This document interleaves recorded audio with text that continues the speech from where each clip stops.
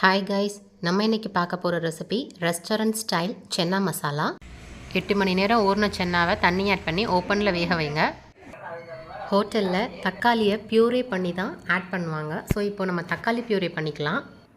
நான் இன்றைக்கி 2 தக்காளி எடுத்திருக்கேன். நான் கட் பண்ணுற மாதிரி 2 தக்காளியும் கட் பண்ணிக்கோங்க. 2 தக்காளிலையும் இப்படி லைட்டாக கட் பண்ணிவிட்டு வெண்ணிலா ஆட் பண்ணிக்கோங்க. தக்காளியோட ஸ்கின் பிரிஞ்சு வர்ற லெவலுக்கு இது நல்லா கொதிக்கட்டும். தண்ணி மீதமாச்சுன்னா அதை நம்ம கிரேவியில் ஆட் பண்ணிக்கலாம்.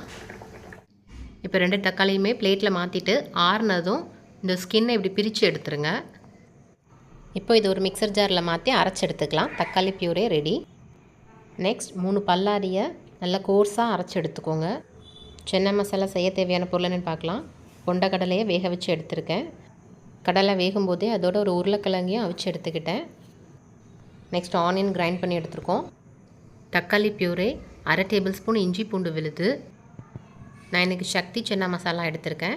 சென்னா மசாலா 2 டேபிள் ஸ்பூன், 1 டீஸ்பூன் மல்லிப்பொடி, 1 டீஸ்பூன் வத்தல் பொடி, 1/2 டீஸ்பூன் மஞ்சள் பொடி, உப்பு தேவையான அளவு. இப்போ சென்னா மசாலா செய்ய ஸ்டார்ட் பண்ணலாம். ஃபர்ஸ்ட் ஒரு கடாயில் 2 டேபிள் ஸ்பூன் தேங்காய் ஆட் பண்ணிக்கோங்க. அரைச்சி வச்சுருக்கிற பல்லாரியை இதோட ஆட் பண்ணி நல்லா வதக்கி விடுங்க.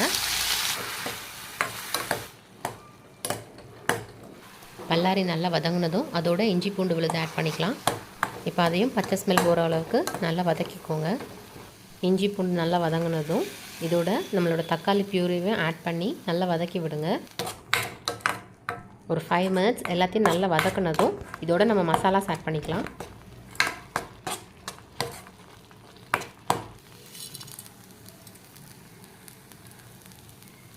இப்போ இதையும் அடி பிடிச்சிடாமல் ஒரு 6 to 7 மினிட்ஸ் நல்லா வதக்குங்க.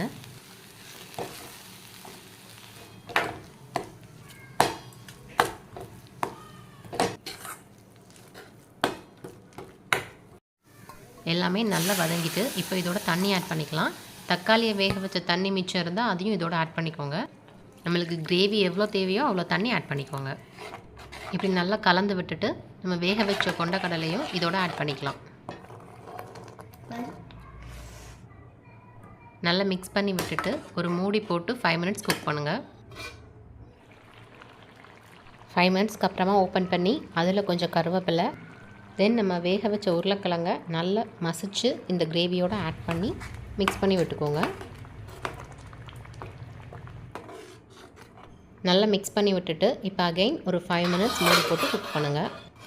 5 மினிட்ஸ்க்கு அப்புறமா ஓப்பன் பண்ணுங்கள். அவ்வளோதான், நம்மளுடைய சென்னா மசாலா தயார். சப்பாத்தி, பூரி, பரோட்டாக்கெலாம் நல்லா ஆப்டான சைட் டிஷ். சர்வ் பண்ணும்போது பல்லாரி அண்ட் கொத்தமல்லியை அப்படி குட்டி குட்டியாக கட் பண்ணி மேலே ஆட் பண்ணிக்கோங்க. இந்த ரெசிப்பியை நீங்களும் ட்ரை பண்ணி பாருங்கள். பிடிச்சிருந்தா இந்த வீடியோவை லைக் பண்ணுங்கள், கமெண்ட் பண்ணுங்கள், ஷேர் பண்ணுங்கள். என்னுடைய டெலிஷியஸ் நெல்லை குக்கிங் சேனலை சப்ஸ்கிரைப் பண்ணுங்கள். மீண்டும் ஒரு டெலிஷியஸான குக்கிங்கில் உங்களை சந்திக்கிறேன். பாய்.